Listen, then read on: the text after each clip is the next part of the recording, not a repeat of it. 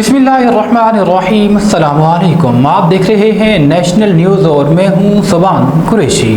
दौलताला से हमारे रिपोर्टर राजा बिलाल की रिपोर्ट के मुताबिक दुबई मैरज हॉल बंगाली में जमात इसलामी यूथ PP9 के ज़ेर एहतमाम 14 अगस्त के हवाले से एक तकरीब मुनक्किद हुई।